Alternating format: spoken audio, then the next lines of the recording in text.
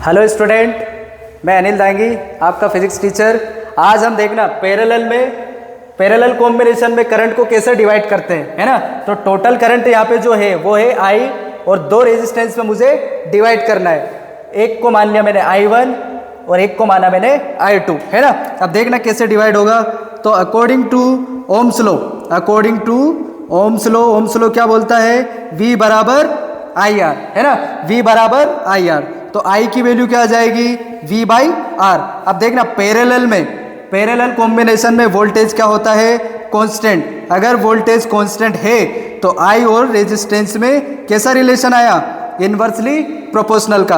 अब यहाँ से देखना दो इक्वेशन बनाएंगे अपन I1 और I2 में। तो IR क्या है, कांस्टेंट। IR क्या है, कांस्टेंट। तो यहाँ से दो इक्वेशन बन जाएगी मेरी I1 और I2 की। तो पहली इक्वेशन होगी I1 R1 बराबर I2 R2। हम यहाँ से I1 अपॉन I2 को नीचे भेज देंगे और यहाँ क्या आ गया, R2 अपॉन R1।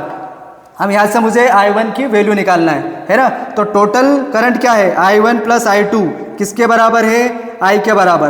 तो अपन I1 प्लस I2 की वैल्यू क्या रख देंगे, I के बराबर। अब देखना कंपोनेंडो एंड डिविडेंडो रूल क्या होता है कि हम इसको नीचे लाके जोड़ देते हैं, है ना। तो दोनों साइड में जोड़ेंगे, I1 और इसको भी जोड़ेंगे R2 को। तो इसको जोड़ लो नीचे आके, तो I1 प्लस I2 हो गया ये। ऐसे ही R2 को भी जोड़ दो नीचे लाके, तो R2 R1 प्लस R2।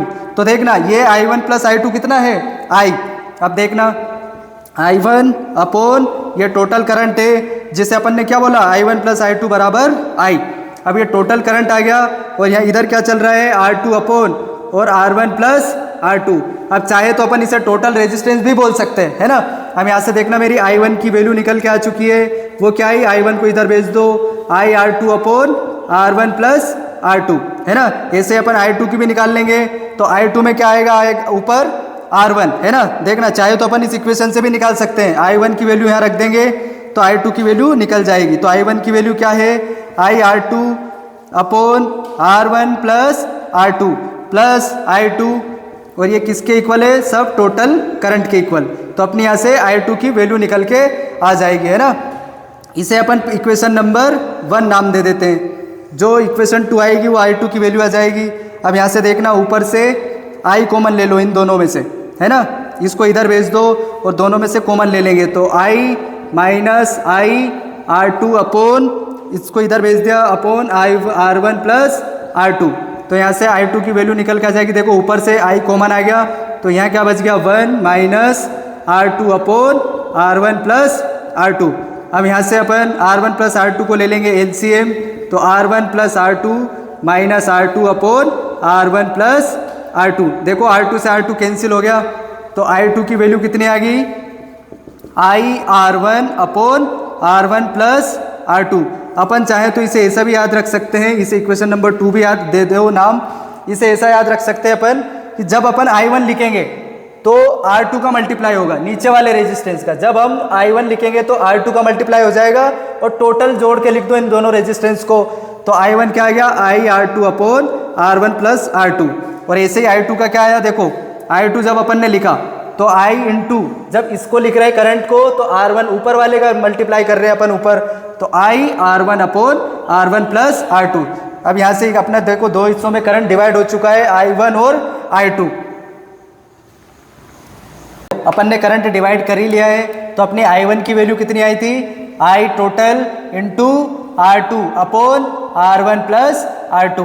और I2 की वैल्यू कितनी आई थी, I R1 upon R1 plus R2। जब अपन I1 निकाल रहे थे तो R2 का मल्टीप्लाई ऊपर कर रहे थे, और जब अपन I2 निकाल रहे तो R1 का मल्टीप्लाई ऊपर कर रहे थे। अब इसके ऊपर ही एक क्वेश्चन है, देखो 10 एम्पियर टोटल करंट आ रहा है, उसे दो हिस्सों में डिवाइड करना है। R1 की वैल्यू है 3 ओम, R2 की वैल्यू है 2 ओम। तो देखना कैसे करेंगे, I1 यहाँ रखेंगे इस फॉर्मूले में।